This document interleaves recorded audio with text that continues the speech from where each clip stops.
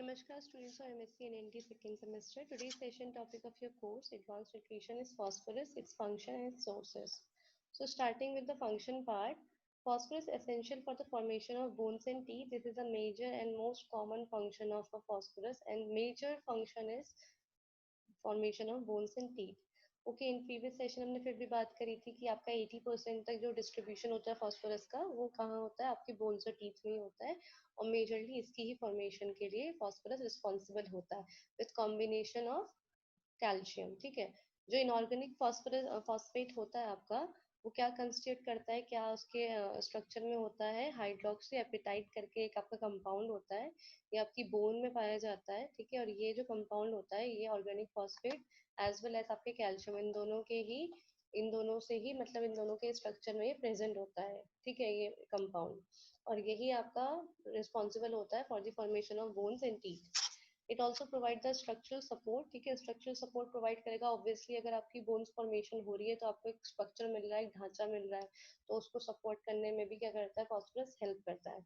Other than this, phosphorus is also helps in the formation of phosphate ester such as glucose 6 phosphate। अब जैसे आप लोगों ने glycolysis पढ़ा होगा तो ग्लाइकोलिसिस के एक स्टेप में आता है ग्लूकोज 6 फॉस्फेट। ठीक है, ग्लूकोज से ग्लूकोज 6 फॉस्फेट बनता है जो फर्स्ट स्टेप होता है ग्लाइकोलिसिस का।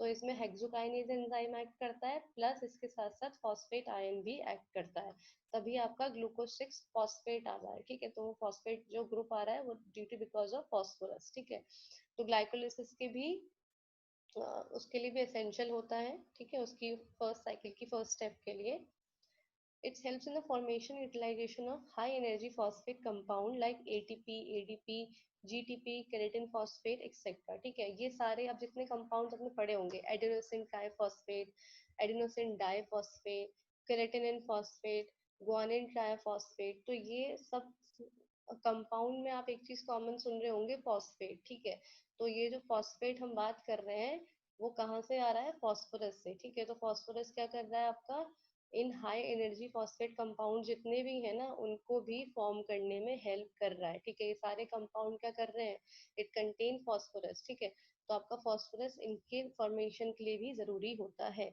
Other than this it is essential for the formation of phospholipid, phosphoprotein, nucleic acid and nucleotide. ये हमने लास्ट सेशन में ही बात करी थी कि आपके जो फॉस्फोलिपिड्स होते हैं उनकी फॉर्मेशन में भी हेल्प कर रहा है, फॉस्फोप्रोटीन में भी, न्यूक्लिक एसिड में भी और न्यूक्लियोटाइड में भी।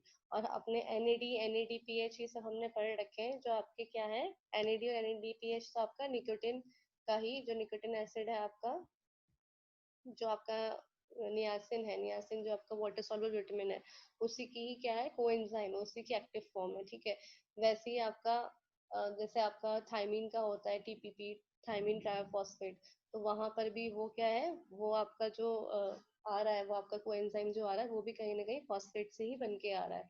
ठीक है, तो इस सारे जितने कोएंजाइम्स होते हैं विटामिन के, उनकी फॉर्मेशन के लिए भी क्या करता है, ये बहुत एसेंशियल माना जाता है। ठीक है, now the sources in RDA। Sources इसकी सबसे कॉमन और सबसे इसकी रिच सोर्स क्या होती है, इसकी मिल्क होती है, चीज होती है, bean, egg, cereals, fish and meat. ठीक है, सबसे लेकिन रिचेस्ट सोर्सेज आपकी डेयरी प्रोडक्ट्स आते हैं।